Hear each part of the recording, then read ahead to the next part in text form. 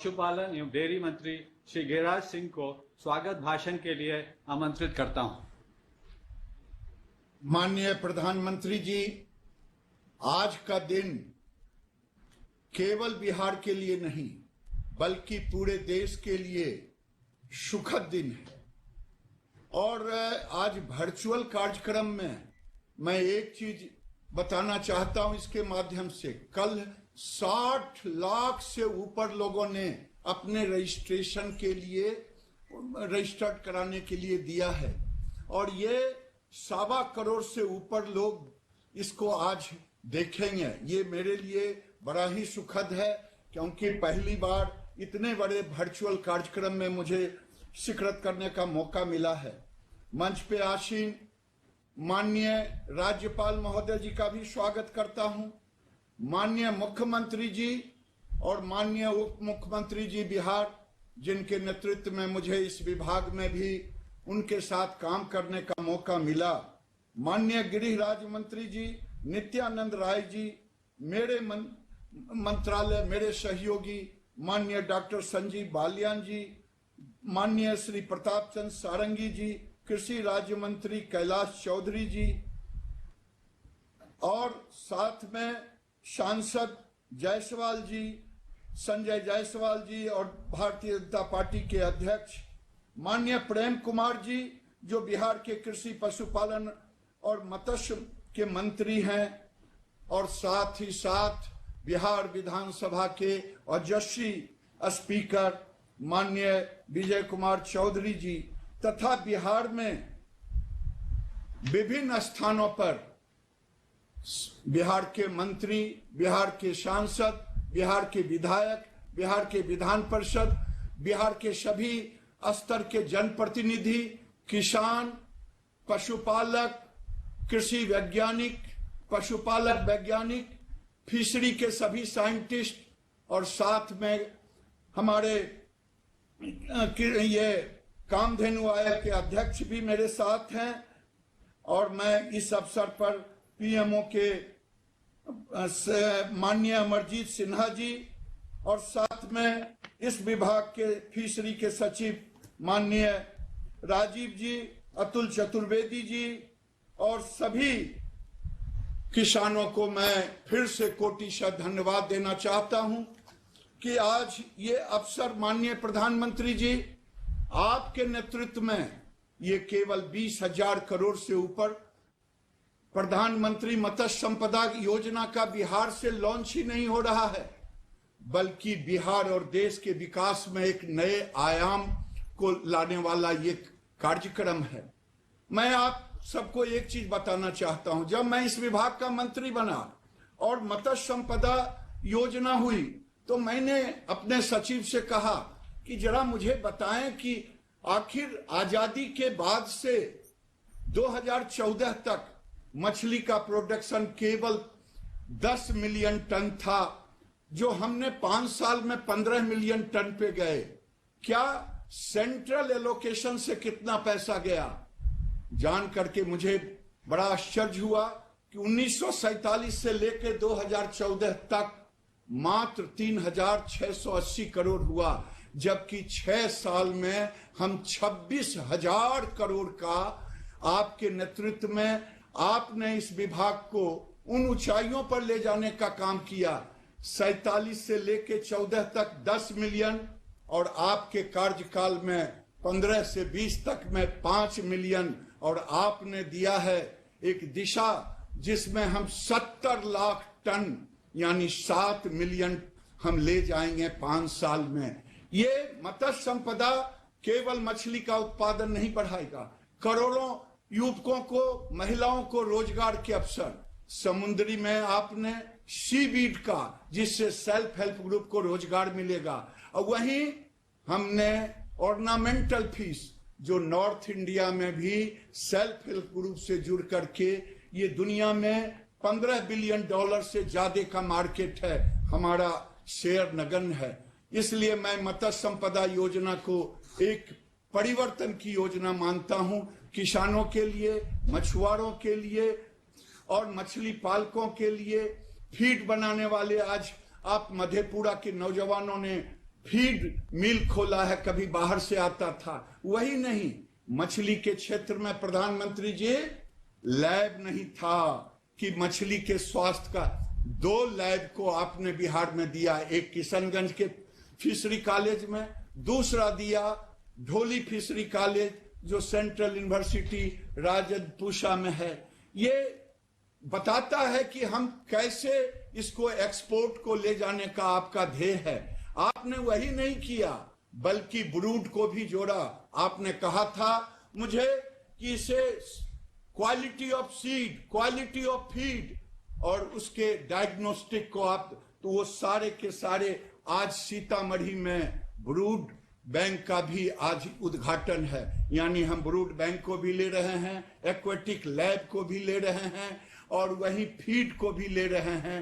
ये एक अभूतपूर्व परिवर्तन लाने वाला ये कार्यक्रम है। माननीय प्रधानमंत्री जी, आपके नेतृत्व में 5 साल में 24,000 हेक्टेयर में नए तालाब खुले। बिहार भी एक ऊंचाई पर ले जाने का काम किया। 1,000 हेक्टेयर नए तालाब 5 साल में हुए।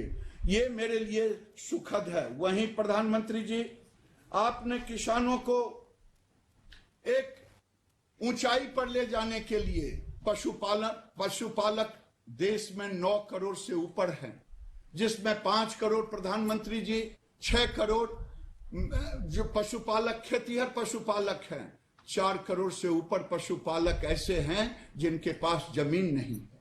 लेकिन एक विसंगति है। हमारे यहां, मैं बेगूसराय से सांसद हूं, 14 लाख लीटर वहां होता, milk cooperative union 5 lakh litre लेता, अमूल भी वहां कलेक्शन करता, प्राइवेट भी। 14 लाख मतलब 4 लाख कंजम्पशन करते, 3 करोड़ प्रतिदिन आता। लेकिन जब मैंने खोजा कि यहाँ देसी गाय 15 लीटर की कितनी है, तो अंगुलियों पर गिना मिला। एचएफ खोजा, अंगुलियों पर मिला। आज जेके ट्रस्ट के द्वारा एक मोबाइल वैन के द्वारा IVF इन विट्रो फर्टिलाइजेशन का डेमो दिखाया जाएगा, जिसमें आपने टेक्नोलॉजी को सहारा लेने के लिए कहा, आपने टेक्नोलॉजी को प्रमुखता दी। आज एक गाय बेगूसराय में हो सकता है 50 से ऊपर बच्चे देने का एम्ब्रियो के द्वारा। समय अधिक हो गया है, लेकिन 3 चीज आपने बहुत बड़ा कदम उठाया है। पूर्णिया में जो सीमेन स्टेशन दिया है, भारत में सरकारी क्षेत्र में 50 लाख डोज का कहीं भी नहीं है। प्रधानमंत्री जी, एक तरफ सॉर्टेड सेक्स सीमन 50,000 बिहार को आज लॉन्च करेंगे, जिससे केवल बछिया ही पैदा होगी। ई गोपाला एक ऐसा प्लेटफॉर्म आपने दिया है जिसमें किसान अपने मोबाइल से पशु खरीद बिक्री भी करेगा, रोग का भी निदान करेगा, पशु के संतुलित आहार का भी करेगा। प्रधानमंत्री जी, समय की कमी है, मैं आपको बिहार की धरती पर वर्चुअल से ही सही कोटिशत धन्यवाद देता हूं कि आपने बिहार को उपहार नहीं दिया है, बल्कि बिहार के किसानों के जीवन में एक तरक्की लाने का टेक्नोलॉजी का सहारा लेकर के मैं आपको कोटिशत धन्यवाद देता हूं। विभाग की ओर से, बिहार की ओर से, बिहार के किसानों की ओर से बहुत बहुत धन्यवाद। धन्यवाद महोदय। अब मैं बिहार के माननीय उप मुख्यमंत्री श्री सुशील मोदी जी से संबोधन हेतु अनुरोध करता हूं। देश के लोकप्रिय प्रधानमंत्री आदरणीय श्री नरेंद्र मोदी जी, महामहिम राज्यपाल महोदय, बिहार के माननीय मुख्यमंत्री श्री नीतीश कुमार जी, भारत सरकार के माननीय मंत्री श्री गिरिराज सिंह जी, बिहार विधानसभा के माननीय अध्यक्ष श्री विजय चौधरी जी, माननीय मंत्री डॉक्टर प्रेम कुमार जी, भारत सरकार एवं बिहार सरकार के सभी मंत्रीगण, कार्यक्रम में उपस्थित सभी विधायक, सांसद, पार्षदगण और बिहार के करोड़ों पशु एवं मत्स्य पालक किसान बहनों और भाइयों, माननीय प्रधानमंत्री जी, ये वही विभाग है जो विभाग पूरी दुनिया में पशुपालन घोटाले के कारण चर्चित हुआ था। और 2005 में जब माननीय नीतीश जी इस बिहार के मुख्यमंत्री बने, कोई इस विभाग का मंत्री बनने के लिए तैयार नहीं था, क्योंकि 2005 के पहले जितने मंत्री बने उनको बारी बारी से जेल जाना पड़ा। लेकिन मैं अपना सौभाग्य मानता हूं कि मुझे और बाद में गिरिराज सिंह जी को भी लंबे समय तक बिहार में इस विभाग को चलाने का मौका मिला और इस मृत विभाग को हम लोगों ने फिर से बिहार में जिंदा करने का काम किया है। और मैं बताना चाहूंगा कि 2005-06 में इस विभाग का बजट केवल 72 करोड़ था, वहां 2020-21 में 15 गुना बढ़कर 1178 करोड़ रुपया हो चुका है। मैं माननीय मुख्यमंत्री जी को धन्यवाद देना चाहूंगा, जिनकी दूरदृष्टि के कारण बिहार पशु विज्ञान विश्वविद्यालय की बिहार में स्थापना की गई और किशनगंज के अंदर पशु विज्ञान महाविद्यालय की स्थापना की गई। और हम लोगों ने देखा कि कोई लड़के वेटनरी की पढ़ाई नहीं करना चाहते, अगर नामांकन हो गया तो बीच में छोड़कर चले जाते हैं। तो हमारी सरकार ने तय किया कि वेटनरी में पढ़ने वाले सभी लड़कों को 2-2 हजार रुपये की छात्रवृत्ति देंगे और बिहार देश का पहला राज्य जो वेटनरी में पढ़ने वाले सभी छात्रों को 2,000 रुपये की छात्रवृत्ति दे रहा है। आदरणीय प्रधानमंत्री जी, 7-8 से लेकर 19-20 के दौरान दूध के उत्पादन में बिहार ने दुगनी वृद्धि प्राप्त की है। जहां पर 57 लाख मैट्रिक टन दूध का उत्पादन होता था, वहीं पर यह बढ़कर 104 लाख मैट्रिक टन हो चुका है।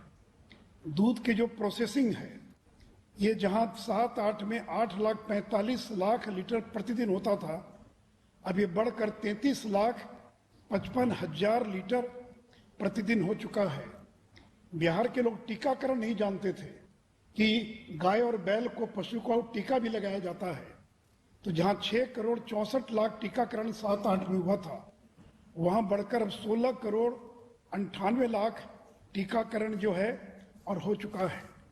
और इतना ही नहीं, तो कोरोना काल में जब दूध की खरीदारी करने वाले लोग नहीं थे लेकिन दूध का उत्पादन हो रहा था, बिहार के कॉम्फेड ने प्रतिदिन किसानों के दूध को खरीदने का काम किया और 4 महीने में 800 करोड़ रुपए से ज्यादा किसानों का भुगतान किया गया। जब हम लोग सरकार में आए तो बिहार में कोई पाउडर का प्लांट नहीं था। जो दूध का पाउडर होता, यहां से रायबरेली दूध जाता था और वहां से पाउडर बनकर आता था। और आज बिहार में 112 मैट्रिक टन प्रति वर्ष क्षमता का पाउडर प्लांट तैयार हो चुका है। और इस कोरोना काल में 5 लाख लीटर दूध प्रतिदिन का पाउडर का निर्माण किया जा रहा था और 2200 टन जो मिल्क पाउडर था वो क्वारंटाइन सेंटर और आंगनबाड़ी केंद्रों में पहुंचाने का काम हुआ है। प्रधानमंत्री जी, आपके पहल से आज जो बिहार में फिश लैब स्थापित हो रहा 10 करोड़ की लागत से, इससे बिहार के 300 करोड़ से ज्यादा का लाभ बिहार के पशुपालकों को होगा। क्योंकि मछलियों की बीमारी से प्रतिवर्ष 300 करोड़ से ज्यादा का नुकसान हुआ करता था। तमिलनाडु के बाद यह देश का दूसरा सबसे बड़ा लैब होगा। उसी प्रकार प्रधानमंत्री जी, मत्स्य उत्पादन में भी जहां 7-8 में 2,88,000 मैट्रिक टन मछली का उत्पादन होता था, अब इसमें 3 गुना की लगभग वृद्धि होकर 6,41,000 मैट्रिक टन मछली का उत्पादन हो रहा है। और अब बिहार की मछली नेपाल, सिलीगुड़ी, बनारस, गोरखपुर, रांची, अमृतसर, इन सभी शहरों के अंदर 33,000 मैट्रिक टन मछली का निर्यात हम प्रतिवर्ष बिहार से कर रहे हैं। प्रधानमंत्री जी, बिहार के लोगों को फिश फीड की जानकारी नहीं थी कि फिश फीड क्या होता है, कि मछली को भी चारा खिलाया जाता है, ये भी लोग नहीं जानते थे। और आज आपके कर कमलों से फिश फीड के प्लांट का भी और बिहार के अंदर उद्घाटन हो रहा है। तो माननीय प्रधानमंत्री जी, मुझे पूरा भरोसा है, मुझे पूरा विश्वास है कि 294 करोड़ की लागत की जो आपने सौगात दी है, तो बिहार के अंदर ब्लू रेवोल्यूशन और व्हाइट रेवोल्यूशन, इन दोनों की दिशा में बिहार और तेजी से आगे बढ़ेगा और बिहार के करोड़ों पशुपालक और मत्स्य पालकों की आमदनी जो है दुगना करने में हम सफल होंगे। इन्हीं शब्दों के साथ आपको धन्यवाद और बधाई देता हुआ अपनी बात समाप्त करता हूं। धन्यवाद। धन्यवाद महोदय। अब मैं माननीय मुख्यमंत्री बिहार श्री नीतीश कुमार जी से आग्रह करूंगा कि वे अपने अभिभाषण से हमें लाभान्वित करें।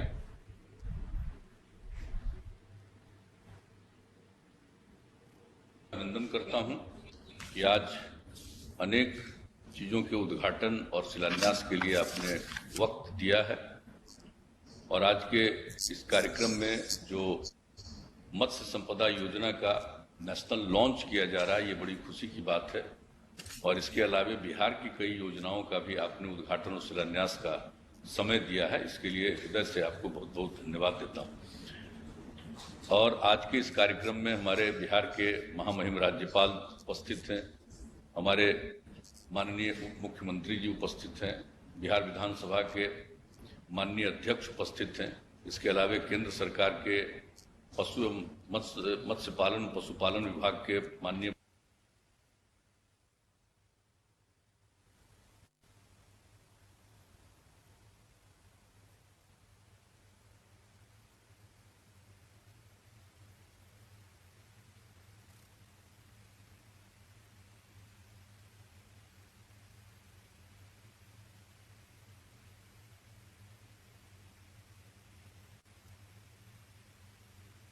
के लिए अभिनंदन करता हूं।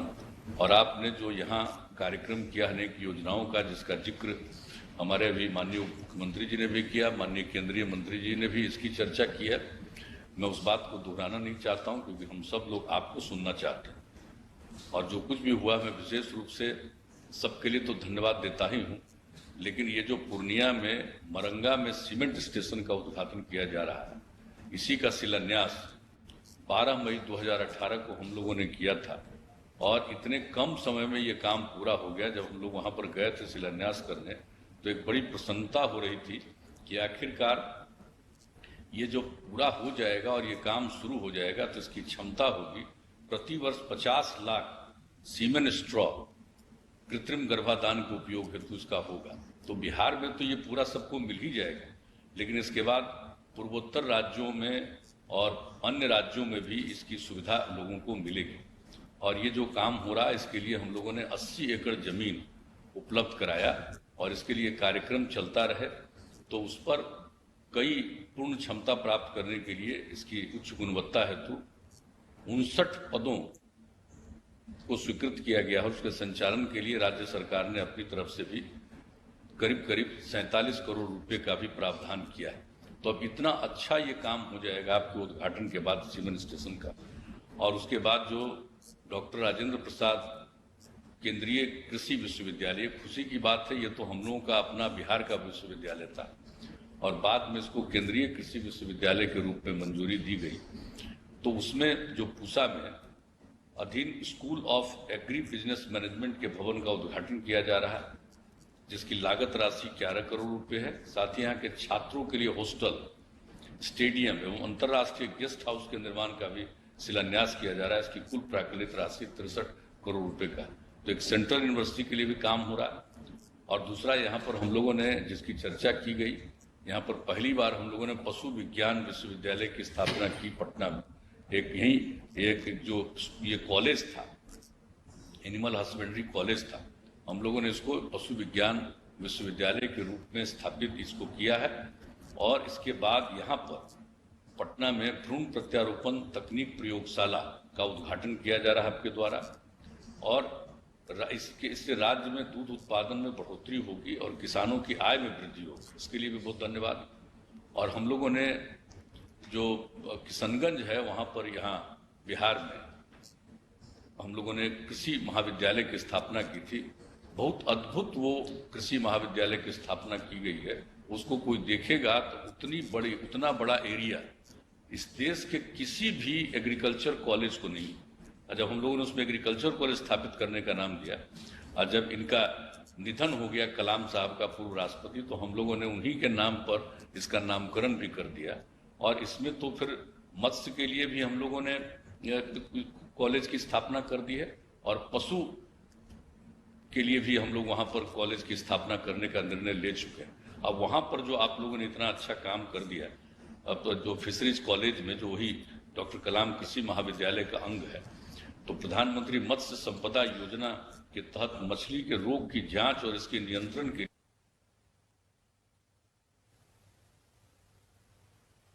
का सबकी चर्चा की गई। ये बहुत प्रसन्नता का विषय है, और आपको इस बात की जानकारी होगी ही। हम लोगों ने बिहार के बारे में तो उन्होंने बता दिया, पशु एवं मत्स्य संसाधन विभाग के बारे में हम माननीय उप मुख्यमंत्री जी ने, लेकिन यहाँ कृषि के क्षेत्र में भी कोई हाल नहीं था। आजकल तो कुछ लोग बोलते रहते हैं। हम लोगों को बिहार के लोगों ने काम करने का मौका दिया, और जो बिहार में हम लोगों ने काम किया है, तो बिना काम को देखे कुछ से कुछ लोग बोलते रहते हैं। जो कृषि का क्षेत्र था और बिहार की जो आबादी है, माननीय प्रधानमंत्री जी, 89% आबादी हम लोगों के लोग गांव में रहते हैं। इतना बड़ा राज्य माना जाता है, इसका 89% आबादी गांव में और 76% आबादी कृषि और इससे जुड़े हुए अन्य चीजों पर निर्भर है। इसलिए हम लोगों ने उनके उत्थान के लिए यहाँ बहुत आकलन और अध्ययन किया। और हमारे अभी उप मुख्यमंत्री जी, यहाँ पर तो कोई जानता ही नहीं था मछली वगैरह के उत्पादन के लिए, कुछ नहीं होता था, अपने आप जितना हो गया। तो यहाँ से पहली बार लोगों को हम लोगों ने भेजा, इन्होंने भेजा सबको बात करके, मत्स्य पालकों से बात करके, ये जो अपना केंद्रीय जो है विश्वविद्यालय central institute of fisheries education, ये काकीनाडा में आंध्र प्रदेश में, और central inland fisheries research institute Kolkata में, तो इन सब जगहों पर भेजा गया। हजारों की संख्या में लोगों को हम लोगों ने ट्रेनिंग दिलाया, और उसके बाद वो काम बढ़ता गया। और इसके बाद तो आपको पता ही है, हम लोगों ने कृषि रोड मैप की स्थापना की। पहला रोड मैप 2008 से 12 तक, फिर 12 से 17 दूसरा कृषि रोड मैप, और तीसरा कृषि रोड मैप 17 से 22 के लिए चल रहा है। और इसमें जो प्रगति हुई है दूध के बारे में इन्होंने बता दिया, और इसके अलावे दूध के अलावे कई चीजों में इतना हुआ, मांस का भी उत्पादन हुआ। अंडा का औसत वार्षिक उत्पादन 7-8 में 106 करोड़ प्रति वर्ष से बढ़ करके 274 करोड़ प्रति वर्ष हो गया। यहाँ पर अंडा भी बाहर से आता था, सबसे ज्यादा तो आंध्र प्रदेश साइड से अंडा आता था। अब आजकल वो घट करके इतना कम हो गया, बाहर से आने वाला बहुत कम अब आ रहा, अब यही हो जा रहा है सब चीज। और मांस के उत्पादन में भी वृद्धि हुई है।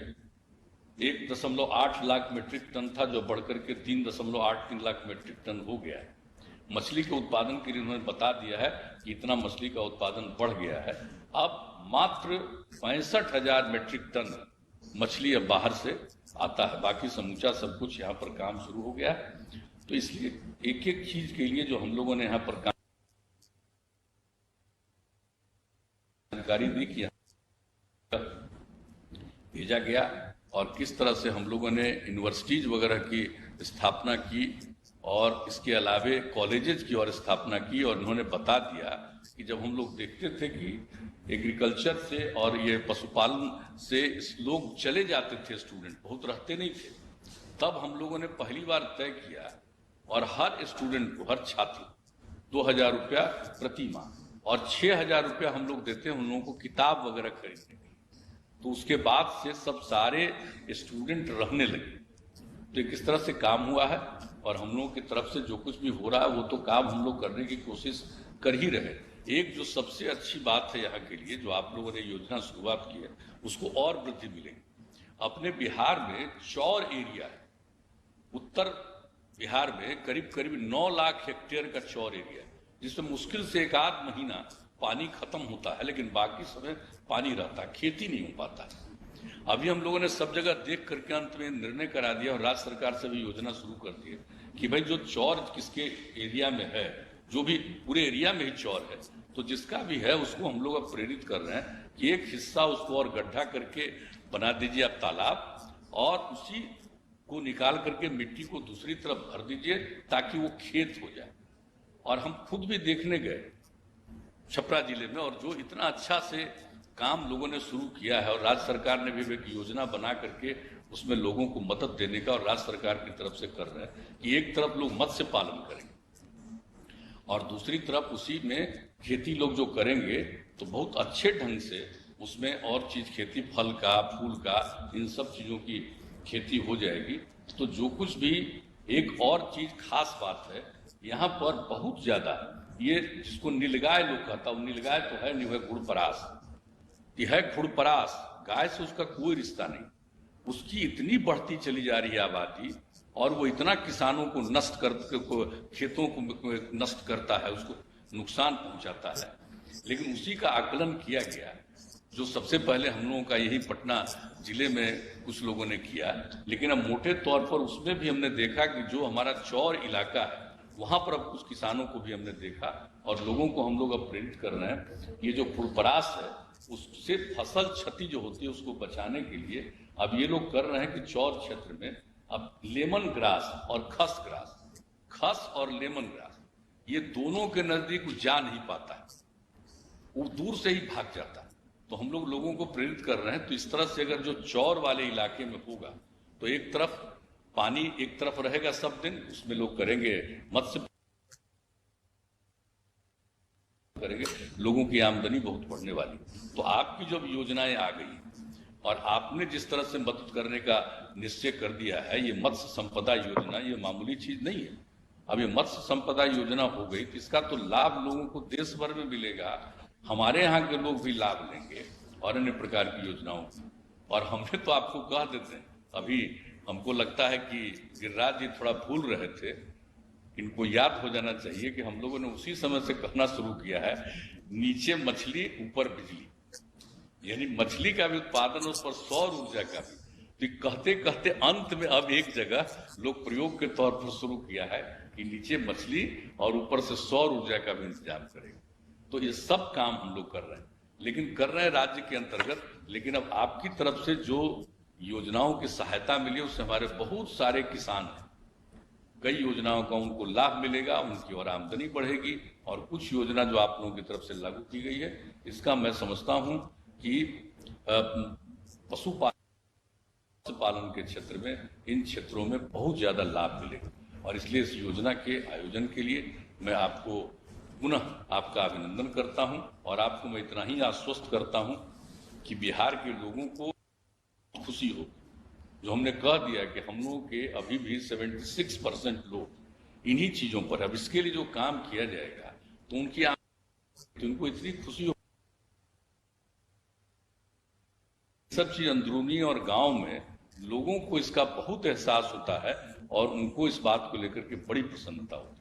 इसलिए मैं सब लोगों की तरफ से भी और अपनी तरफ से भी मैं आपको का पुनः हृदय से अभिनंदन करता हूं और इस कार्यक्रम के लिए मैं बहुत बहुत धन्यवाद देता हूं। धन्यवाद महोदय। अब मैं माननीय प्रधानमंत्री जी से सादर निवेदन करता हूं कि बटन दबाकर प्रधानमंत्री मत्स्य संपदा योजना का शुभारंभ कर इसे राष्ट्र को समर्पित करें। इस अवसर पर मुझे यह बताते हुए हर्ष हो रहा है कि इस योजना के अंतर्गत आज 21 राज्यों एवं केंद्र शासित प्रदेशों में लगभग 1700 करोड़ रुपए की योजनाओं का शुभारंभ किया जा रहा है।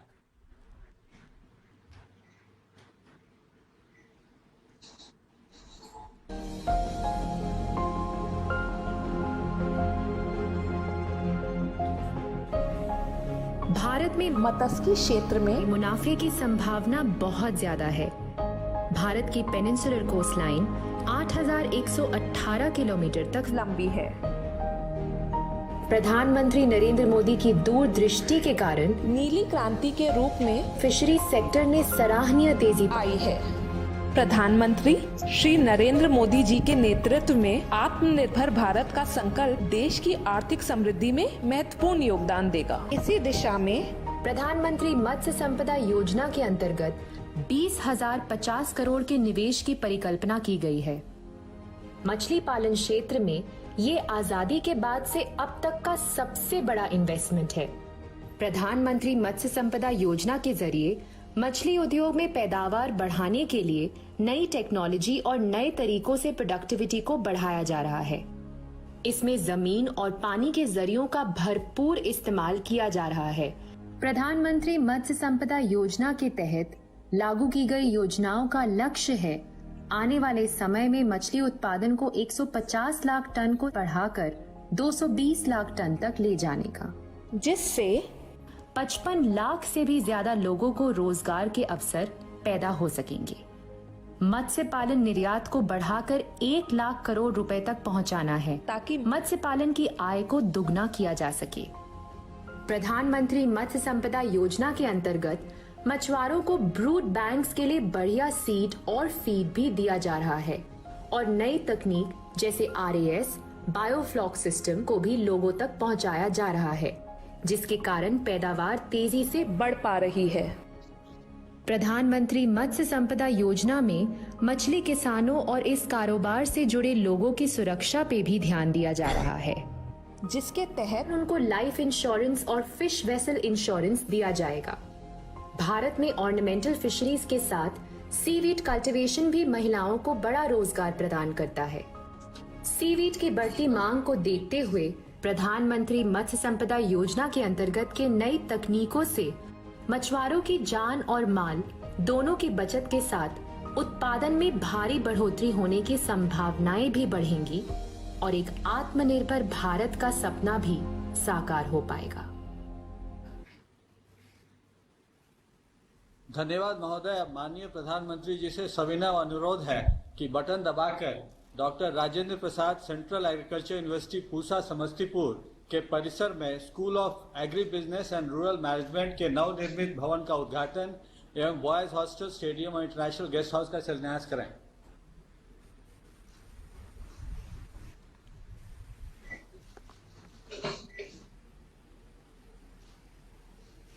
धन्यवाद महोदय। अब माननीय प्रधानमंत्री जी से अनुरोध है कि ई गोपाला ऐप को लॉन्च करें और इस ऐप के माध्यम से हमारे पशुपालक भाई बहन को तकनीकी जानकारी प्राप्त होगी और वो इस प्लेटफॉर्म से उन्नत नस्ल के पशुधन की खरीद बिक्री कर सकेंगे। माननीय प्रधानमंत्री जी से अनुरोध है कि पूर्णिया के सीमेंट प्रोडक्शन स्टेशन एवं पटना स्थित embryo transfer technology and IVF lab Patna का शिलान्यास बटन दबाकर करने की कृपा करें।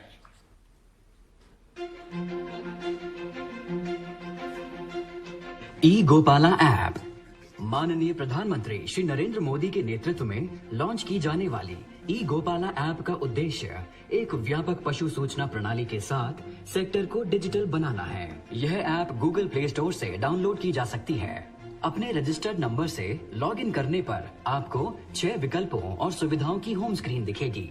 सबसे पहले है पशु पोषण, जो आपको पशु को उपलब्ध फीड सामग्री की मात्रा और पोषण की जानकारी देता है। आयुर्वेदिक चिकित्सा पद्धति विकल्प, जिसके द्वारा आप अपने पशु के रोग और उसकी आयुर्वेदिक उपचार देख सकते हैं। मेरा पशु आधार विकल्प में किसान अपने सभी नए और पुराने पशुओं की जानकारी देख सकते हैं। अलर्ट्स में किसानों को अपने पशु के टीकाकरण की डेट जैसी सूचना मिलती है। आयोजन देखें विकल्प के द्वारा आप नजदीकी टीकाकरण कैंप या आयोजित प्रशिक्षण कार्यक्रमों के बारे में जान सकते हैं। पशु बाजार, जहां किसानों को कृत्रिम गर्भाधान तकनीशियनों और वीर्य स्टेशनों की जानकारी मिलती है और अच्छी नस्लों वाले पशुओं के भ्रूण की बिक्री और खरीद की जा सकती है। यह ऐप सिर्फ भारतीय पशुपालकों के लिए ही नहीं, परंतु सब देशवासियों के लिए महत्वपूर्ण भूमिका निभाएगा और डेयरी इंडिया को नई ऊंचाइयों तक ले जाएगा। डेयरी क्षेत्र में नस्ल सुधार, रोगों से मुक्ति और उन्नत पोषण उच्च उत्पादकता के 3 स्तंभ हैं। बिहार के पूर्णिया डिस्ट्रिक्ट में पूर्वी और उत्तर पूर्वी भारत का सबसे बड़ा वीर्य उत्पादन स्टेशन 84 करोड़ रुपए के निवेश के साथ स्थापित किया जा रहा है। पटना में एम्ब्रियो ट्रांसफर टेक्नोलॉजी और IVF लैब की स्थापना 8 करोड़ रुपए के निवेश के साथ की जा रही है। राष्ट्रीय गोकुल मिशन के अंतर्गत किसानों तक पहुंचेंगी 6 सॉर्टेड वीर्य सुविधाएं और इस कार्यक्रम का शुभारंभ आज बरौनी में किया जा रहा है। इस तकनीक से मादा पशुओं की संख्या बढ़ेगी, दूध की बिक्री से किसानों की आय दोगुनी होगी और सेक्टर आत्मनिर्भरता की ओर बढ़ेगा। इन कार्यक्रमों के शुभारंभ और उन्नत प्रौद्योगिकी की मदद से विशेष रूप से बिहार राज्य का पशुपालन और डेयरी सेक्टर कई गुना बढ़ने की ओर अग्रसर है। धन्यवाद महोदय। अब हम पूर्णिया जिला चलेंगे, जहां श्रीमती मोनिका भारती माननीय प्रधानमंत्री जी से संवाद के लिए सीमेंट प्रोडक्शन स्टेशन में उपस्थित हैं।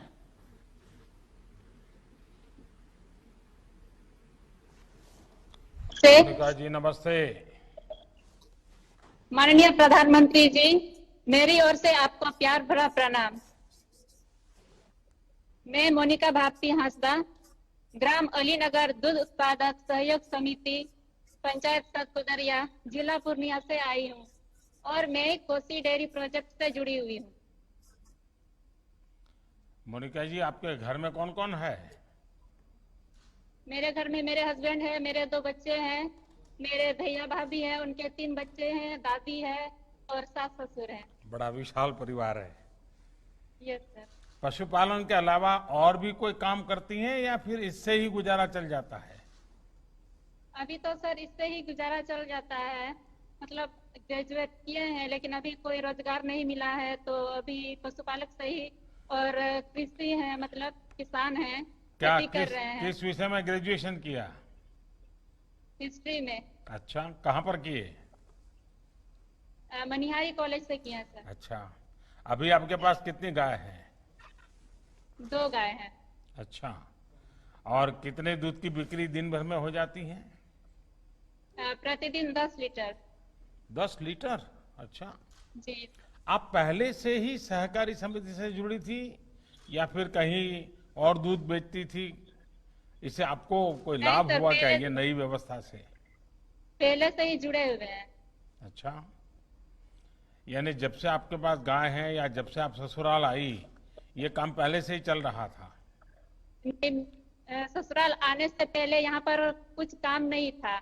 यहाँ मेरे इंटर करके मेरी शादी हुई है और मैं ससुराल से ही ग्रेजुएशन की हूँ। और यहाँ पर पहले मतलब मैं एसपी से हूँ, तो यहाँ पर शराब मतलब बनता था हमारे समाज में। तो मेरी शादी हुई, इसके बाद जब शराबबंदी स्टार्ट हुई तो मैंने लेडीज लोगों को जागरूक किया कि शराब नहीं बनाना है।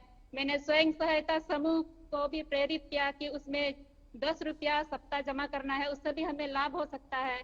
और फिर मैंने जीविका में ही VRP में काम किया किसान लोगों के साथ ही, जिससे कि हमारी आय में बढ़ोतरी हो सके। और अभी उससे भी मतलब मैं आगे आना चाहती हूँ। मोनिका जी, अपने सबसे गाँव- पहले तो मैं आपके पतिदेव को, आपके ससुर साहब को, आपकी सास को यहाँ से विशेष प्रणाम करता हूँ, क्योंकि Thank you, आप sir. इंटर के बाद शादी करके ससुराल आई और आपकी पढ़ाई आपने पूरी की। देखिए, ससुराल में आपको इस प्रकार से सम्मान मिलना, इतना प्यार मिलना और आपको पढ़ाई के लिए सुविधा देना, और जैसा आपने यहाँ कहा कि आप SC क्लास से हैं, ये जो जागरूकता पहुंची है, मैं आपके परिवार को बहुत बहुत प्रणाम करता हूं कि उन्होंने आपके लिए इतने सारे अवसर खोल दिए। Thank you sir. मेरे जैसे और भी महिला हैं जो ससुराल में आकर के अपना पढ़ाई छोड़ दी है, उसको भी मेरे मतलब हमें देख करके उसको भी प्रोत्साहन होगा कि हम भी आगे आए। वाह, चलिए, आपने तो इस काम के अलावा भी न सिर्फ बिहार की बेटियों को प्रेरणा दी, देश की बेटियों को प्रेरणा दी है। Yes sir. देखिए, मोनिका और इन जैसी तमाम बहनें आज स्वावलंबन के लिए, आत्मनिर्भरता के लिए तेजी से आगे आ रही हैं। सरकार की भी हर संभव ये कोशिश है कि बहनों को ज्यादा से ज्यादा अवसर मिले, और इसके लिए स्वयं सहायता समूहों को जब और ज्यादा मदद की जा रही है।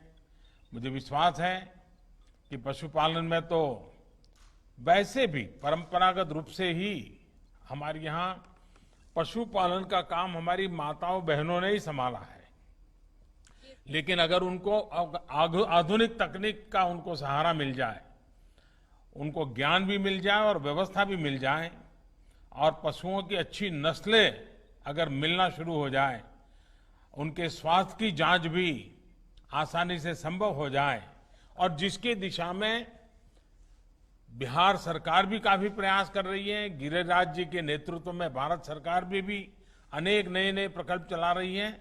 मुझे विश्वास है इन सारी चीजों का बहुत बड़ा लाभ मिलेगा आपको, और आप जैसे पशुपालक निश्चित ही देश की अर्थव्यवस्था में एक नई ताकत बनेंगी। लेकिन आप मोनिका जी पढ़ी लिखी हैं, मैं आपसे आग्रह करूंगा, अभी आपने देखा होगा कि कुछ न्यूज चैनल ने गुजरात की बनास डेयरी की 10 बहनों का बड़ा परिचय दिया था।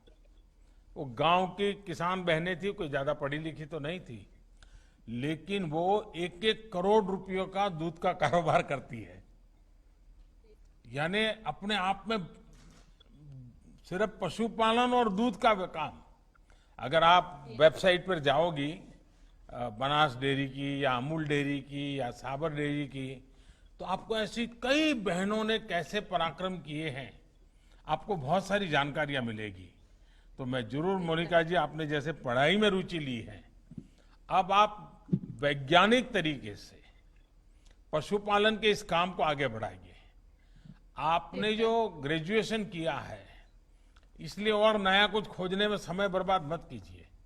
आपके पास जो ताकत है, उस ताकत से आप पूरे क्षेत्र का, पशुपालन का कार्य क्षेत्र ही बदल सकती है। और बड़े विश्वास के साथ आगे बढ़िए। आपके क्षेत्र के सारे किसान, पशुपालक आपको जीवन भर आशीर्वाद देते रहेंगे। और मुझे विश्वास है कि आप जैसे पशुपालकों को और आपके कारण अन्य लोगों को भी बहुत लाभ मिलेगा। मेरी तरफ से आपको बहुत बहुत शुभकामनाएं हैं। Thank you sir. धन्यवाद। इसके बाद अब श्री ब्रजेश कुमार बरौनी से माननीय प्रधानमंत्री जी से वार्ता करेंगे।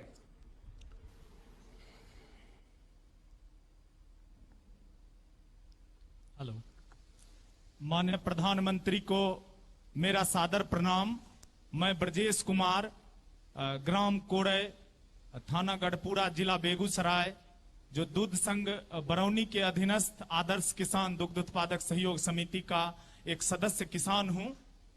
हमारे पास 20 छोटे बड़े पशु हैं, जिसमें 2 मुर्राह नस्ल की भैंसें हैं, बाकी विभिन्न नस्लों की गाय हैं। उसमें एक हमारे बिहार की मूल नस्ल बछौर की गाय और 2 उसके बछड़े भी हैं। ब्रजेश जी, आप पढ़ाई लिखाई की या बस ऐसे ही पशुओं की सेवा में लग गए? सर, हमने पढ़ाई की है। मैं ISM धनबाद से diploma in electronics and telecommunication की पढ़ाई की। उसके बाद हम दिल्ली हाई टेक्नोलॉजी सॉल्यूशन से एम्बेडेड सिस्टम डिजाइनिंग की भी पढ़ाई प्राप्त की है। अरे वाह, आपके पास तो काफी कुछ ज्ञान भी है और उसमें भी टेक्नोलॉजी का ज्ञान है। आपने पढ़ाई की है और उसके बाद भी आपने इस क्षेत्र को चुना है। देखिए, यही चीजें देश में प्रेरणा देने वाली है। तो खेती, किसानी और पशुपालन के इस काम में आपका मन लग रहा है, या आपको लगता है कि नहीं ये तो ठीक है, अभी टेम्पररी कर रहा हूं, कुछ और करूंगा, ऐसा मन करता है क्या? सर, पढ़ाई के उपरांत मैं CBSE के लिए काम करता था। उसके लिए सॉफ्टवेयर डिजाइन करता था, कंटिन्यूअस कॉम्प्रिहेंसिव इवोल्यूशन का। 2012-13 में 13 के जुलाई में मैं गांव वापस आया और हमने कहा कि मैं पशुपालन करूंगा। और मुझे गांव समाज का बड़ा विरोध झेलना पड़ा, लेकिन मैं दृढ़ इच्छा शक्ति के साथ उसमें लगा रहा। और आज मैं गर्व से कहता हूं सर कि मैं वो ऋषि पुत्र कृषक हूं, जिसके उगाए गए अनाज से हमारे हिंदू सनातन धर्म में ठाकुर जी के भी भोग लगते हैं। वाह वाह। और अगर इतने महत्वपूर्ण उत्पाद के उत्पादक अपने आप को दीनहीन महसूस करेंगे तो फिर हमारा देश विकास नहीं कर सकता। इसलिए गर्व से हम कहते हैं कि हम पशुपालक किसान हैं। ब्रजेश जी, मुझे आपके शब्द सुनकर के मुझे खुद को ही प्रेरणा मिल रही है। हमारे देश का गर्व है कि ब्रजेश जी जैसे आत्मविश्वास से भरे हुए और क्लियर विजन वाले नौजवान अपने ज्ञान का और क्षेत्रों में कैसे उपयोग हो, इस प्रकार का कमिटमेंट रखने वाले नौजवान। ब्रजेश, मैं सच बताता हूं, आपकी आधी मिनट आपने ली, लेकिन मुझे इंप्रेस कर दिया। देखिए, गांव में रहकर अपने घर पर ही ये जो काम कर रहे हैं, उसे कितनी आमदनी हो जाती है, कितनी बचत हो जाती है, ये तो शायद आप हिसाब किताब नहीं लगाते होंगे, लेकिन आपका कमिटमेंट है इसलिए करते होंगे। लेकिन फिर भी मैं जानना चाहूंगा कि क्या स्थिति होती है। सर, हिसाब किताब लगाते हैं। सबसे पहले हमने बिहार सरकार के माननीय मुख्यमंत्री के दिशा निर्देश में चल रहे समग्र गौ विकास योजना अंतर्गत 20 गायों का अनुदानित भारतीय स्टेट बैंक से गौशाला खोला। और उसके जितने भी मानक थे सर, मैं बिहार का उस योजना से सब्सिडी प्राप्त करने वाला पहला लाभार्थी हूं। ये गौरव मुझे प्राप्त है। और उस योजना के जितने भी सर साधन थे, वर्मी कंपोस्ट, गोबर gas plant, milking machine, Bihar का मैं पहला मिल्किंग मशीन भी 2013 में पंजाब से खरीद के लाया सर। और silage making process, urea treatment उस समय भूसा का होता था। इन सारे संसाधनों को हमने वहां लगाया। बाद में दुग्ध संघ बरौनी के सानिध्य में आने के बाद माननीय अध्यक्ष विजय शंकर सिंह और प्रबंध निदेशक सुनील रंजन मिश्रा साहब के सानिध्य में आने के बाद हमें नेशनल डेयरी डेवलपमेंट बोर्ड की एक डेलीगेशन जब हमारे यहाँ आई, तो उसके बाद उन्होंने हमारे यहाँ एक कॉन्सेप्ट लाया सर कि माइक्रो ट्रेनिंग सेंटर, कि एक पशुपालक किसान ही किसानों को उनके भाषा में उनके स्तर तक आकर उन्हें प्रशिक्षण दे। तो इस योजना के तहत हमारे यहाँ एक sir national dairy development board के गाइडलाइन में और बरौनी डेयरी के सौजन्य से माइक्रो ट्रेनिंग सेंटर लगा, जिसमें हम अभी वर्तमान में 5000 किसानों को 1 डे ट्रेनिंग भी दे चुके हैं सर। और भी छोटे छोटे वहां पे जो दूध समितियां चलती हैं, मैं उसका अध्यक्ष हूं सर। और हमने छोटे छोटे की मुर्गी के लिए या गाय के बछड़ों के लिए इस तरह के छोटे छोटे पशु आहार के भी एक छोटा सा यूनिट खड़ा किया है, जिसके माध्यम से हम जो पशु आहार बाजार में या हमारे दूध संघ के माध्यम से बछड़ों के लिए काप स्टार्टर, मुर्गी के लिए, बकरी के लिए नहीं मिलती है, वो हम किसानों को सस्ते और सुलभ दे सकें। दूसरा एक हमने अपना प्रयास किया है सर कि हम स्कूली बच्चों को जाके अपना समय देके और उनको बताएं कि कृषि और पशुपालन का हमारे मानव जीवन में क्या योगदान है। मानव जीवन में कृषि और पशुपालन की भूमिका पे हमने सैकड़ों जगह जगह स्कूलों में और बच्चों के बीच जाके अपना एक कार्यक्रम किया है सर। मैं आपकी बातें सुन करके 2 सुझाव देता हूं। एक, जो आप बच्चों को जाकर के मोटिवेट करते हैं और आप टेक्नोलॉजी से जुड़े हुए, क्यों ना आप अपनी एक ऐप बनाएं, जिस ऐप में एक 10-12 मिनट का हर हफ्ते में 2 बार एक बच्चों को समझ आए पशुपालन का, खेती का, टेक्नोलॉजी का, ऐसे छोटे छोटे छोटे विषय आप उनको ऑनलाइन पढ़ाएं। हो सकता है आपकी बहुत बड़ी रीच हो जाएगी। देश में भी कई लोग होंगे जो आपकी इस 10-10 मिनट की वीडियो, और हर सप्ताह तय होगा भाई आप सप्ताह में 2 दिन इतने बजे अपलोड करेंगे, मतलब सब लोग इंतजार करेंगे, क्योंकि आपके पास टेक्नोलॉजी हो और मैं देख रहा हूं कि आपके पास समझ भी है। दूसरा, ये कोरोना काल समाप्त होने के बाद मैं विशेष रूप से चाहूंगा कि आप समय निकालिए और आपके इलाके के किसान, उन सबको मैं गुजरात भेजने की व्यवस्था करूंगा। और वहां ये जो अमूल का काम चल रहा है, डेयरी का कैसा काम चल रहा है, किस प्रकार से जुड़ता है, एक हफ्ते भर रह करके आप उसको देख के आइए। मैं गिरिराज जी को कहूंगा कि वो इसकी व्यवस्था करें और मैं भी देखूंगा कि आपका वहां जाना और सारी चीजें देखने का मौका मिले। तीसरी एक बात मैं कहूंगा कि भारत सरकार की एक गोबर धन की योजना है। जैसे आप गोबर गैस का प्लांट चला रहे हैं, लेकिन 40-50 गांवों का संयुक्त, फिर लोग अपने यहाँ पुराने जो बूढ़े पशु हैं उनको छोड़ नहीं देंगे, रखेंगे, क्योंकि उसके जो वेस्ट हैं आज उसकी की कीमत मिलती है। और आप एक बहुत बड़ी मात्रा में ऊर्जा का केंद्र बना सकते हैं। तो गोवर्धन योजना जो भारत सरकार की है, उसका भी फायदा लेने की दिशा में आप जरूर सोचिए।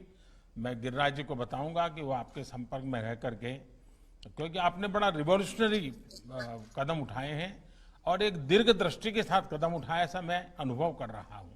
और जब गांव के व्यक्ति के पास से ये धरती के अनुभव को सुनता हूं, तो सचमुच में मेरे लिए बड़ी खुशी बात होती है। और गांव की किसानों की आय बढ़ाने के लिए सरकार जो प्रयास कर रही है, उसमें आप जैसे नौजवानों का जुड़ना बहुत बड़ा लाभ करेगा। हम लोगों ने, आपने देखा होगा, कई पुराने कानूनों को बदल दिया है। कई कानून जो किसानों के लिए एक प्रकार से जंजीर बन गए थे, उनको हमने हटा दिया है।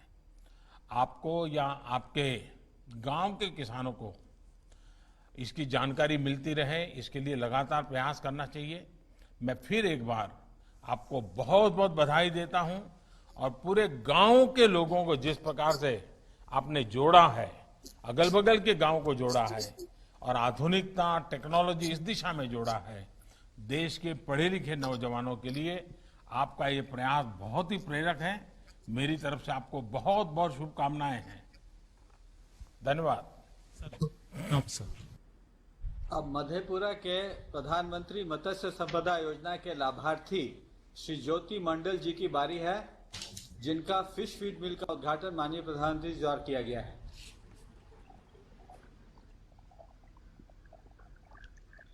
मधेपुरा से ज्योति मंडल बोल रहा हूं सर। प्रधानमंत्री जी को बहुत बहुत प्रणाम सर। ज्योति जी नमस्कार। जी प्रणाम सर। जी बताइए, अपना जरा बात बताइए, क्या कर रहे हैं? हम सर पहले खेती करते थे, उसमें आमदनी कम होती थी। अब मछली पालन कर रहे हैं 4-5 साल से 10 हेक्टेयर में सर, उससे काफी आमदनी बढ़ गई है। क्या फर्क आया? पहले की तुलना में कितना फर्क आया? पहले की तुलना में कम से कम 5 से 10 गुना फर्क आया। ओहो हो, अच्छा। तो आप पहले क्या पढ़ाई वढ़ाई की है या पहले से ही खेती में ही लगे थे? नहीं सर, पढ़ाई किए हैं। साइंस कॉलेज पटना से बीएससी ऑनर्स किए थे सर, उसके बाद जेएनयू से एमए किया है सर। और उसके बाद किसान यहाँ पर खेती कर रहे हैं, प्लांटेशन किया है और सर खेती कर रहे हैं। तो उसमें मछली पालन ही मेरा मेन खेती है सर। अच्छा, आपने पोस्ट ग्रेजुएशन किया, जेएनयू से किया, और आपने मछली पालन ही क्यों चुना? क्यों ही विचार आया? आप आगे रिसर्च में जा सकते थे और कोई व्यवसाय भी आप चुन सकते थे। सर उसी समय मेरे मन में आया सर, जो गांव किसान के लिए कुछ किया जाए। किसान लोग बहुत ही, हम लोग के मधेपुरा जिला बहुत गरीब जिला है सर। हिंदुस्तान का सबसे गरीब जिला में मधेपुरा जिला है सर। यहाँ किसानों की स्थिति बड़ी बदतर थी, लेकिन आप लोगों के आने के बाद से सर, राजपाट आने के बाद से बहुत अच्छी स्थिति आ रही है। अभी मछली पालन में 5 गुना वृद्धि हो रही है किसानों की आमदनी में सर। पहले 10 से 20 हजार एक एकड़ में कमाई होता था सर। आज की डेट में कम से कम किसान 1 एकड़ वाटर एरिया से 1 लाख से 10 लाख 20 लाख तक कमा सकता है सर। आपकी जो योजना थी सर, जो हम 22 में 2 गुना करेंगे आमदनी, अगर किसान मछली पालन शुरू करे सर तो 5 गुना आमदनी तो निश्चित रूप से होगी सर। ज्योति जी, आपकी बात सुनकर के देश के किसान भी आपको सुन रहे हैं। ये जो आत्मविश्वास आप बता रहे हैं, जब चारों तरफ कुछ लोग निराशा फैलाने की कोशिश कर रहे हैं, और ज्योति जी आप तो स्वयं विश्वास की ज्योति जगा रहे हो। अच्छा, आपके गांव में या आसपास के इलाके में पहले से भी मछली पालन के तौर तरीके रहे होंगे? पुरानी पद्धति रही होगी, वेस्टेज रहता होगा। आपने क्या नया किया? हमने सर उसमें चारा खिला करके सर, देखिए मछली की वृद्धि काफी होती है, तो चारा खिलाने के लिए सर चारा यहाँ काफी महंगा मिलता है। यहाँ नियरेस्ट पॉइंट छत्तीसगढ़ और आंध्र प्रदेश से आता था चारा सर, वो काफी महंगा किसानों को मिलता था, हमको मिलता था काफी महंगा। लेकिन जब हम यहाँ इसीलिए चारा मिल यहाँ पर स्थापित किए हैं सर, जो किसानों को सस्ता में चारा मिलेगा और आमदनी गारंटी के साथ सर हम कह रहे हैं, जो 5 से 10 गुना किसानों की आमदनी बढ़ जाती। अब मत्स्य संपदा योजना के तहत आपने फिश फीड मिल भी शुरू की है, और मैं पीछे देख रहा हूं कि, और इस योजना से आप अपने साथ साथ पूरे क्षेत्र को ज्यादा प्रोत्साहित करने के लिए आगे भी कुछ करें, ये मेरी अपेक्षा है। हो सकता है क्या? कुछ कर सकते हैं आप? जी सर, कर रहे हैं सर, प्रचार प्रसार काफी कर रहे हैं और काफी आदमी इसमें जुड़ रहा है सर। मछली पालन में काफी आदमी सर इसमें जुड़ रहा है और काफी बढ़िया खेती शुरू हुआ है सर। लोग आपके यहाँ देखने के लिए आते हैं क्या, कैसे आप कर रहे हैं वो? जी सर आते हैं। अच्छा जी सर आते हैं सर। देखिए, देश में गांव और किसान की आय बढ़ाने के लिए ब्लू रिवॉल्यूशन पर व्यापक काम हो रहा है। कोशिश ये है कि नदियों, तालाबों में, समंदर में, जहां भी हो, हम जल के भीतर के संसाधनों का संरक्षण और संवर्धन भी करें और उसमें आजीविका भी कमाएं, ताकि किसान को भी लाभ हो, पर्यावरण, जल के भीतर का जीवन भी अधिक सुरक्षित हो। सरकार इसके लिए हर स्तर पर आर्थिक और तकनीकी मदद मुहैया करा रही है, और मैं चाहूंगा कि आपके माध्यम से, भले आज मधेपुरा आपके हिसाब से गरीबी में 10 नंबर में हो, लेकिन आप जिस दिशा में चले हैं, देखते ही देखते मधेपुरा गरीबी के इस टीके से बाहर आ सकता है। और आप जैसे पढ़े लिखे किसान जब मैदान में आए हैं तो पक्का आएगा, और भारत सरकार, राज्य सरकार पूरी तरह आपके साथ खड़ी रहेगी, ये मैं आपको विश्वास दिलाता हूं। सर, मछली पालन में अगर सर आप लोगों की तरफ से जो मदद मिल रही है, जैसे हमको 50% अनुदान मिला सर, और चारा यहाँ बनेगा और सस्ता मिलेगा सब किसानों को, तो मछली उत्पादन करके किसानों की आमदनी 5 गुना से 10 गुना आराम से सर 1 साल में बढ़ सकता है। और ये आदमी देख रहा है और सोच रहा है, हर आदमी अब सोच रहा है जब हम तालाब खुदाएं मछली पालन करें सर। चलिए, बहुत बहुत बधाई आपको और बहुत शुभकामनाएं मेरी। धन्यवाद महोदय। वार्ता के अंत में श्री राजीव कुमार पटना को आमंत्रित करते हैं। श्री राजीव कुमार प्रधानमंत्री मत्स्य संपदा योजना के अंतर्गत फिश ऑन व्हील्स के लाभार्थी हैं।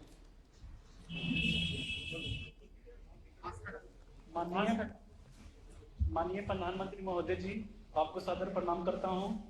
मैं पटना जिला के रहने वाला हूं।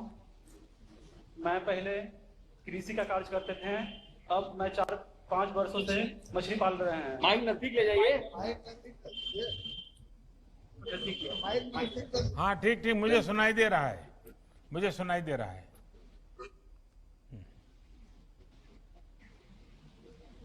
इस योजना की जानकारी हमें अखबार और जिला मत्स्य पदाधिकारी से मिली। फर्म में तालाब से मछली बिक्री करने पर ज्यादा मुनाफा नहीं मिल पाता था। अब हम इस तालाब की मछली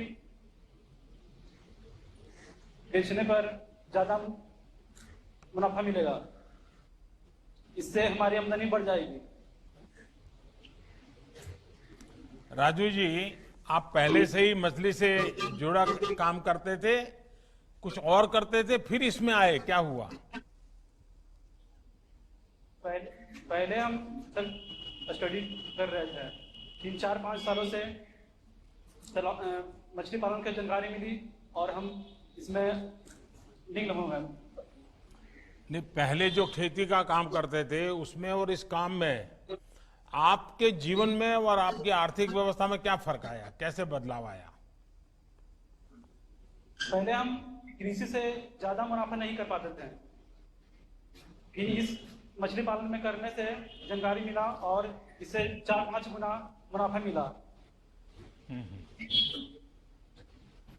नहीं, ये जो फिश ऑन व्हील्स योजना से आप जुड़े हैं, क्या इससे आपका काम बेहतर होगा क्या? यानी आपको लगता है कि आपका कारोबार बढ़ेगा और जो अपने सपने हैं वो पूरे हो पाएंगे? फिश ऑन व्हील्स से गाड़ी मिलने से घूम घूम कर मछली बेचेंगे और हमारी मछली तेजी से बिकेगी। अभी कितनी जगह पे पहुंचाते हैं आप? ये व्हील लेकर के जाकर हैं, कितनी जगह पे पहुंचाते हैं आप? अभी सर शुरुआत है सर, अभी शुरुआत है। इतना से पहली बार हमको लाभ मिला सर। नहीं, देखिए, आपकी पहचान बन जाएगी, फिर तो लोग तय करेंगे भैया शाम को 5 बजे आप यहाँ मिलते हैं, 3 बजे यहाँ मिलते हैं, दोपहर 2 बजे यहाँ मिलते हैं। सब लोग आप मालूम होगा कि आपके पास पहुंचना है तो कैसा, ऐसा बराबर परफेक्ट प्लान कर लिया है आपने? अभी सर नहीं किए हैं सर। हाँ, नहीं तो कर लेना चाहिए। लोगों को पता होना चाहिए कि आप कहाँ पर कितने बजे किस कोने में खड़े होंगे, तो जो भी आपका क्लाइंट है, कस्टमर है, उनको पता होगा कि आपके पास यहाँ पहुंचना है, तो आपको बहुत सुविधा बढ़ेगी। देखिए राजू जी, एक प्रकार से आप पूरी तरह से आत्मनिर्भर होने की दिशा में आगे बढ़ रहे हैं और हो जाएंगे, मेरा पक्का विश्वास है। मछली भी अपनी ओर से मछली से जुड़े ज्ञान पान का व्यवसाय भी अपना, देखिए ये अपने आप में बहुत बड़ी बात है। और इसलिए राजू जी, मेरी आपको बहुत शुभकामनाएं हैं। मत्स्य संपदा योजना का लक्ष्य की यही है कि ज्यादा से ज्यादा युवाओं को फिशरीज से जुड़े सेक्टर में उत्पाद से लेकर के वैल्यू एडिशन के काम में जोड़ा जाए। और इससे 2 काम होंगे, एक तो व्यापक मात्रा में रोजगार तैयार होंगे और दूसरा हमारा एक्सपोर्ट बढ़ेगा, जिससे देश के पास ज्यादा संसाधन आएंगे। तो मेरी आप सबको बहुत बहुत शुभकामनाएं राजू जी। अब मैं माननीय प्रधानमंत्री जी को हम सबको उनके मार्गदर्शन के लिए सादर आमंत्रित करता हूं। रउआ सभे के प्रणाम बा।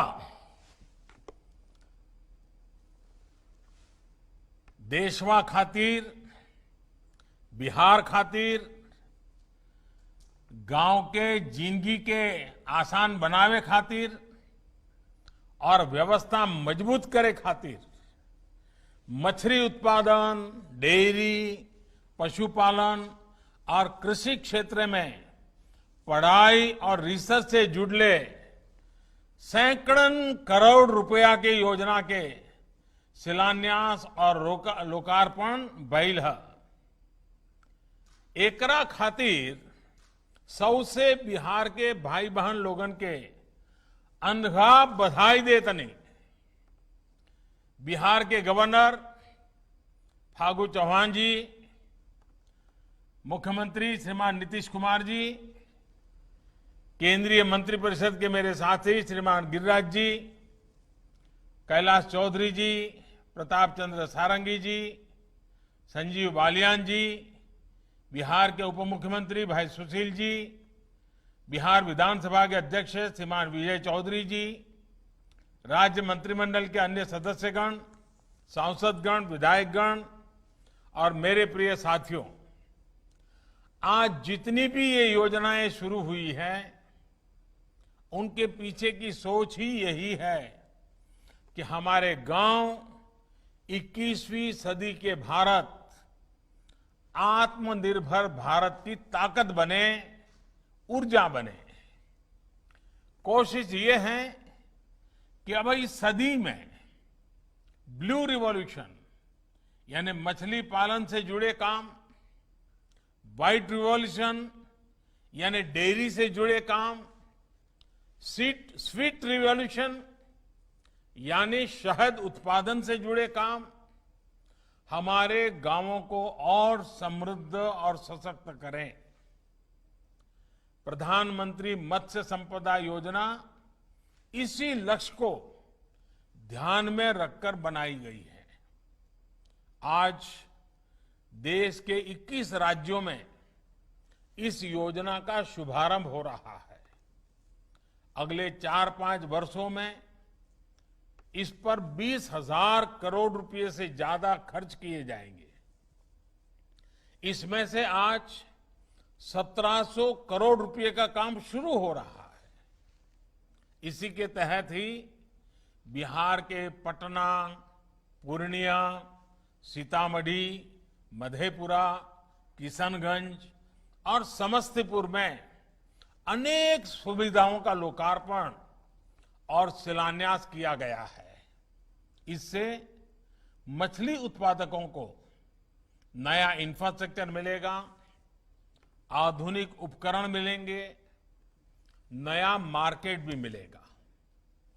इससे खेती के साथ ही अन्य माध्यमों से भी कमाई का अवसर बढ़ेगा। साथियों, देश के हर हिस्से में, विशेष तौर पर समंदर और नदी किनारे बसे क्षेत्रों के में मछली के व्यापार कारोबार को ध्यान में रखते हुए पहली बार देश में इतनी बड़ी व्यापक योजना बनाई गई है। आजादी के बाद इस पर जितना निवेश हुआ, उनसे भी कई गुना ज्यादा निवेश प्रधानमंत्री मत्स्य संपदा योजना पर किया जा रहा है। और जब अभी गिरिराज जी बता रहे थे तो शायद ये आंकड़ों सुनकर के भी कईयों को अचरज लगेगा कि ऐसे चला था, लेकिन जब आप हकीकत जानेंगे तो आपको लगेगा कि ये सरकार कितने कितने क्षेत्रों में, कितने कितने लोगों की भलाई के लिए कैसे कैसे लंबी योजना के कामों को आगे बढ़ा रही है।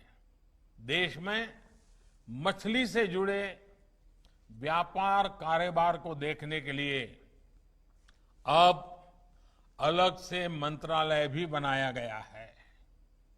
इससे भी हमारे मछुआरे साथियों को, मछली के पालन और व्यापार से जुड़े साथियों को सुविधा हो रही है। लक्ष्य ये भी है कि आने वाले 3-4 साल में मछली निर्यात को 2 गुना किया जाए।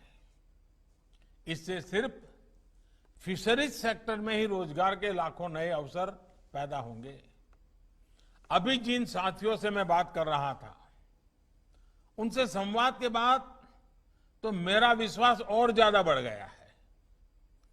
जब मैंने राजू का विश्वास देखा और मैंने भाई ब्रजेश जी से बातें की, भाई ज्योति मंडल से बातें की और बेटी मोनिका, देखिए कितना विश्वास झलकता है। साथियों, मछली पालन बहुत कुछ साफ पानी की उपलब्धता पर निर्भर करता है। इस काम में गंगा जी को स्वच्छ और निर्मल बनाने के मिशन से भी मदद मिल रही है। गंगा जी के आसपास बसे इलाकों में रिवर ट्रांसपोर्ट को लेकर जो काम चल रहा है, उसका लाभ भी फिशरीज सेक्टर को मिलना तय है। इस 15 अगस्त को जिस मिशन डॉल्फिन की घोषणा की गई है, वो भी फिशरीज सेक्टर पर अपना स्वाभाविक प्रभाव, यानी एक प्रकार से बाय प्रोडक्ट मदद, एक्स्ट्रा बेनिफिट, ये होने ही वाला है। मुझे पता चला है कि हमारे नीतीश बाबूजी इस मिशन से जरा ज्यादा ही उत्साहित है और इसलिए मुझे पक्का विश्वास है कि जब गंगा डॉल्फिन की संख्या बढ़ेगी तो इसका लाभ गंगा तट के लोगों को तो बहुत मिलने वाला है, सभी को मिलने वाला है। साथियों, नीतीश जी के नेतृत्व में बिहार में गांव-गांव पानी पहुंचाने के लिए बहुत प्रशंसनीय काम हो रहा है। 4-5 साल पहले बिहार में सिर्फ 2% घर पीने के साफ पानी की सप्लाई से जुड़े थे।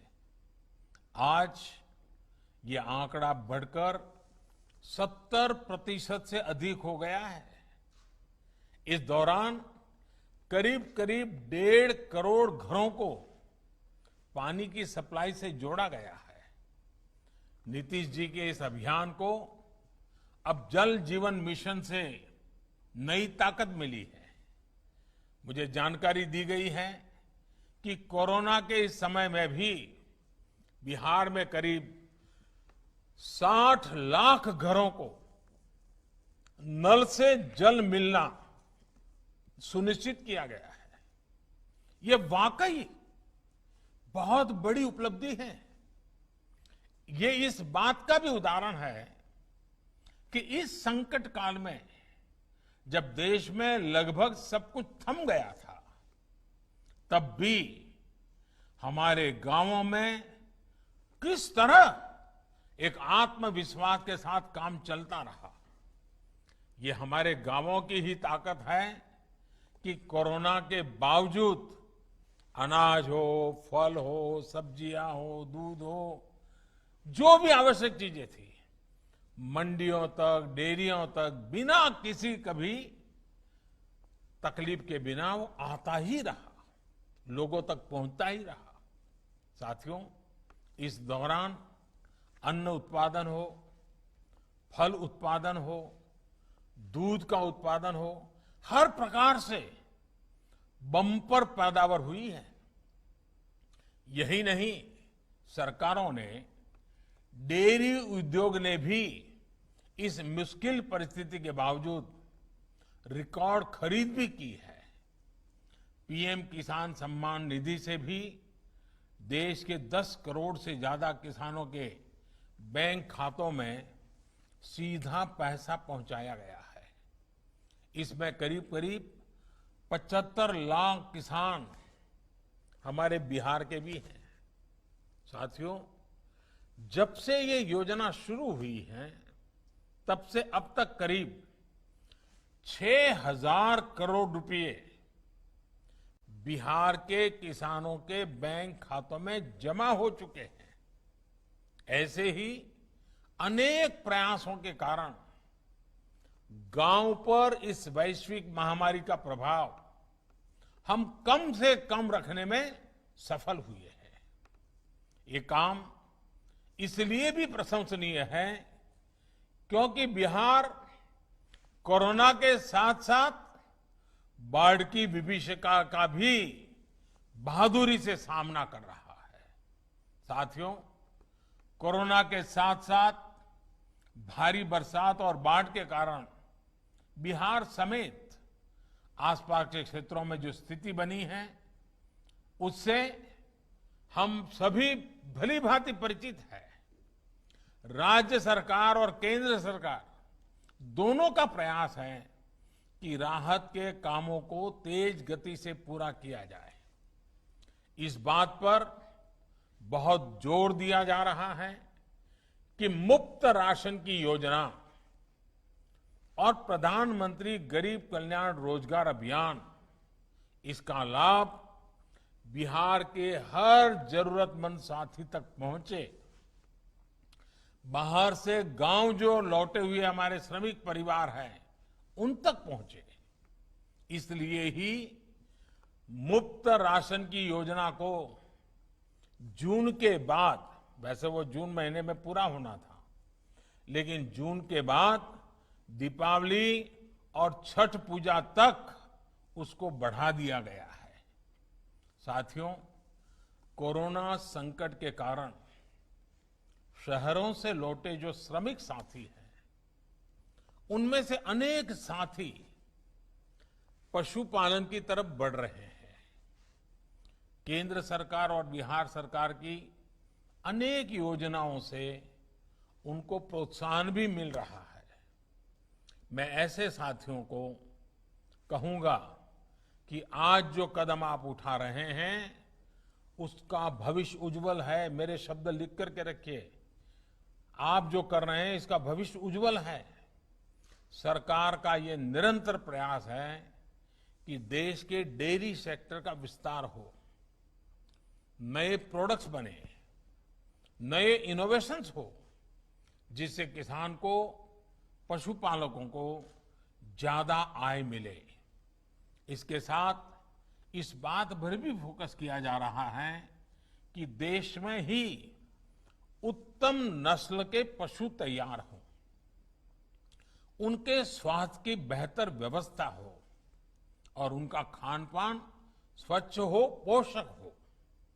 इसी लक्ष्य के साथ आज देश के 50 करोड़ से ज्यादा पशुधन को खुरपका और मुंहपका जैसी बीमारियों से मुक्त करने के लिए मुफ्त टीकाकरण अभियान चल रहा है।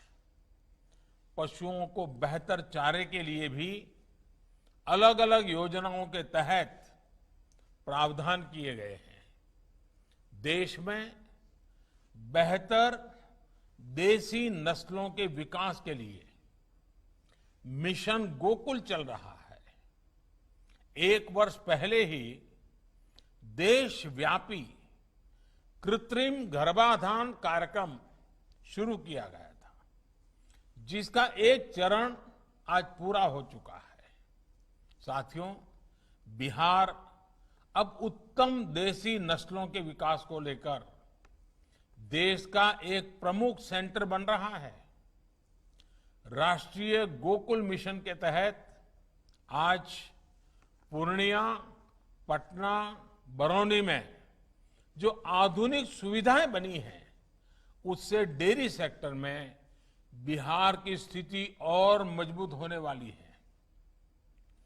पूर्णिया में जो सेंटर बना है वो तो भारत के सबसे बड़े सेंटरों में से एक है।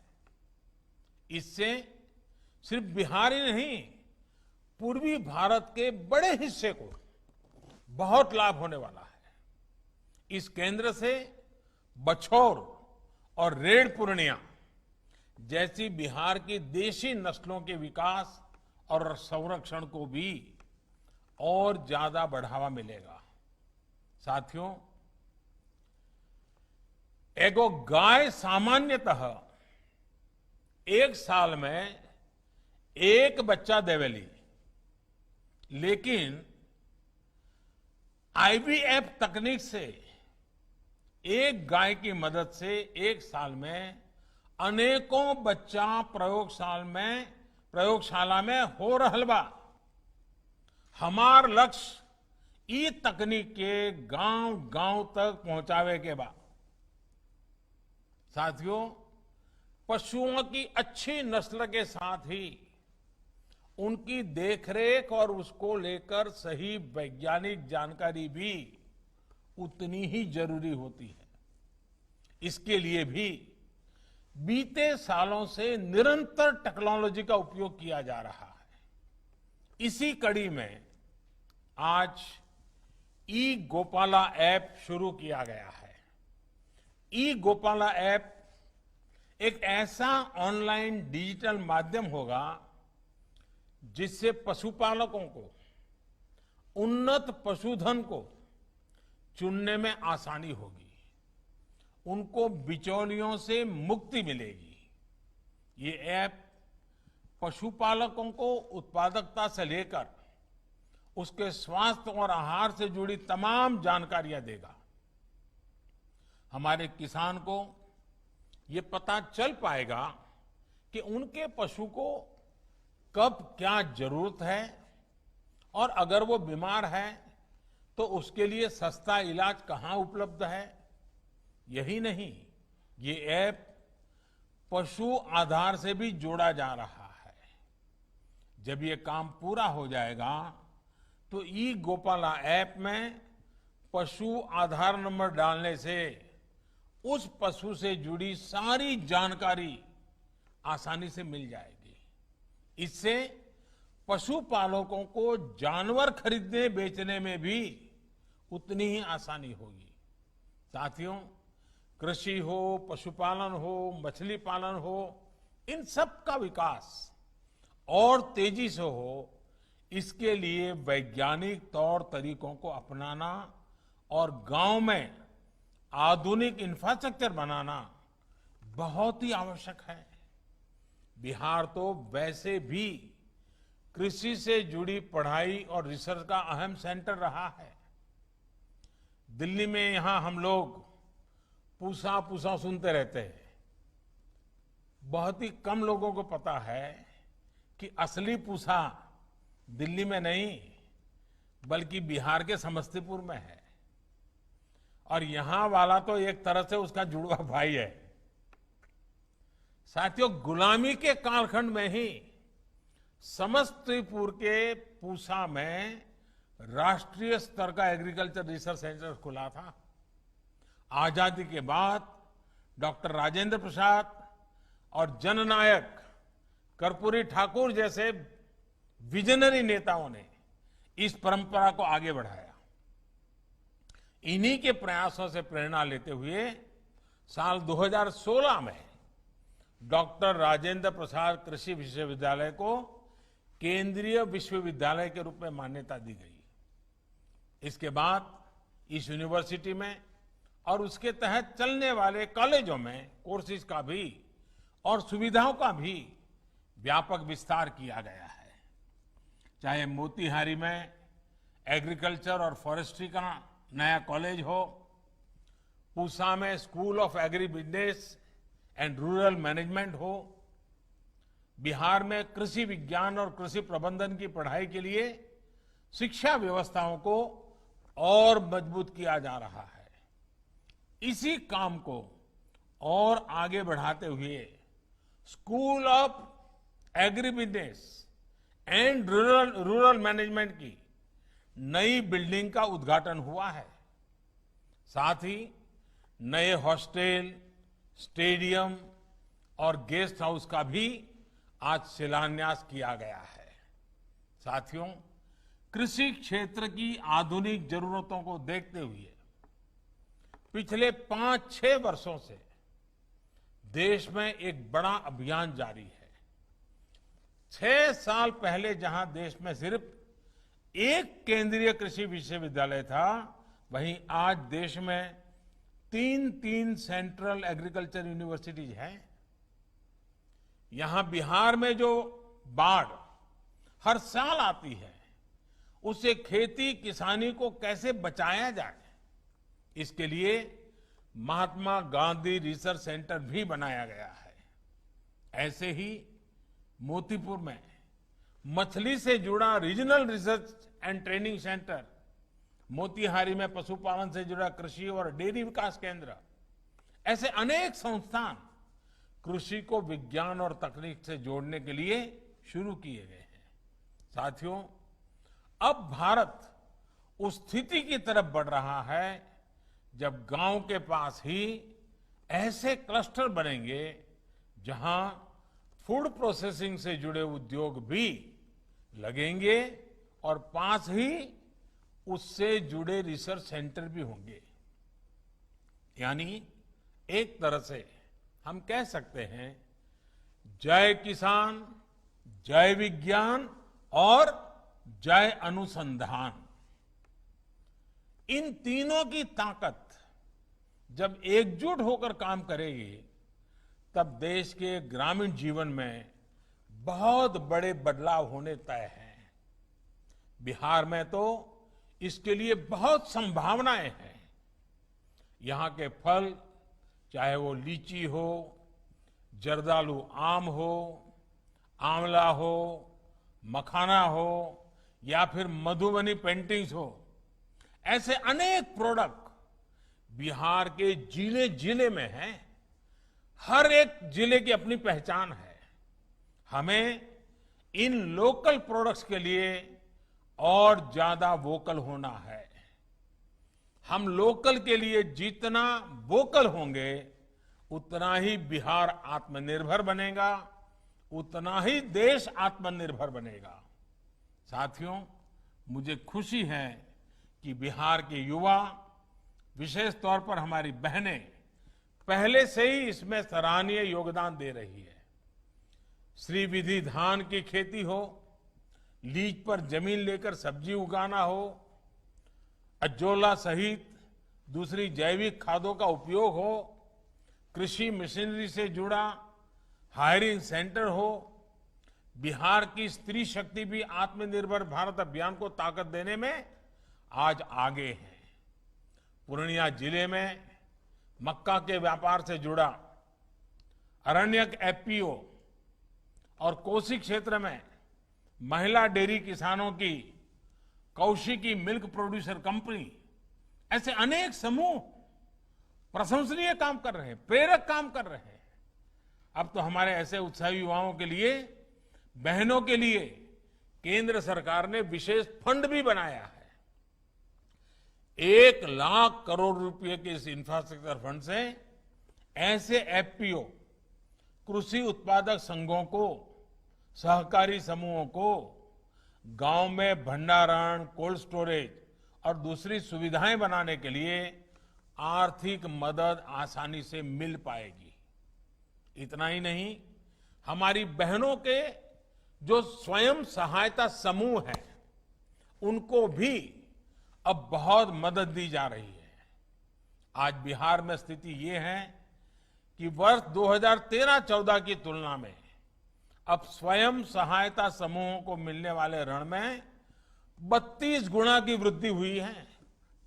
ये दिखाता है कि देश को, बैंकों को हमारी बहनों के सामर्थ्य पर, उनकी उद्यमशीलता पर कितना भरोसा है। साथियों, बिहार के गांवों को, देश के गांवों को आत्मनिर्भर भारत का अहम केंद्र बनाने के लिए हमारे प्रयास लगातार बढ़ने वाले हैं। इन प्रयासों में बिहार के परिश्रमी साथियों का रोल भी बहुत बड़ा है और आपसे देश को उम्मीदें भी बहुत अधिक हैं। बिहार के लोग देश में हो या विदेश में, अपने परिश्रम से, अपनी प्रतिभा से अपना लोहा मनवाते रहे हैं। मुझे विश्वास है कि बिहार के लोग अब आत्मनिर्भर बिहार के सपने को पूरा करने के लिए भी निरंतर इसी तरह काम करते रहेंगे। विकास योजनाओं की शुरुआत के लिए मैं फिर से एक बार बहुत बहुत बधाई देता हूं, लेकिन एक बार फिर से मैं अपनी भावनाएं प्रकट करूंगा मेरी आपसे कुछ अपेक्षाएं हैं वो बताऊंगा, और मेरी अपेक्षा यही है, मास्क और 2 गज की दूरी के नियम का पालन अवश्य करिए, सुरक्षित रहिए, स्वस्थ रहिए, अपने घर में बड़ी आयु के जो परिवार के जन हैं उनको बराबर संभाल के रखिए, ये बहुत आवश्यक है। कोरोना को लाइट मत लीजिए, और हर नागरिक को, क्योंकि हमारे पास वैज्ञानिकों के द्वारा वैक्सीन जब आए तब आए, लेकिन ये जो सोशल वैक्सीन जो है वो कोरोना से बचने का उत्तम उपाय है, बचने का यही रास्ता है। और इसलिए 2 गज की दूरी, मास्क, कहीं पर थूकना नहीं, बुजुर्गों की चिंता करना, इन विषयों को मैं बार बार याद कराता हूं। आज आपके बीच आया हूं, फिर से याद कराता हूं। मैं फिर एक बार आपके बीच आने का मौका मिला, मैं बहुत बहुत राज्य सरकार का, हमारे गिरिराज जी का, सबका धन्यवाद करता हूं। बहुत बहुत धन्यवाद। मैं माननीय प्रधानमंत्री जी का हम सभी को उनका मार्गदर्शन देने के लिए हार्दिक आभार प्रकट करता हूं। मैं बिहार के माननीय मुख्यमंत्री श्री नीतीश कुमार जी, माननीय केंद्रीय मत्स्य पालन, पशुपालन एवं डेयरी मंत्री श्री गिरिराज सिंह जी, माननीय उप मुख्यमंत्री श्री सुशील मोदी जी, केंद्र सरकार एवं बिहार सरकार के सभी माननीय मंत्रीगण को इस कार्यक्रम में उपस्थित होने पर धन्यवाद देता हूं। इस कार्यक्रम में शामिल सभी महानुभावों को मैं हार्दिक धन्यवाद देता हूं, उनका आभार व्यक्त करता हूं। सभी को बहुत बहुत धन्यवाद।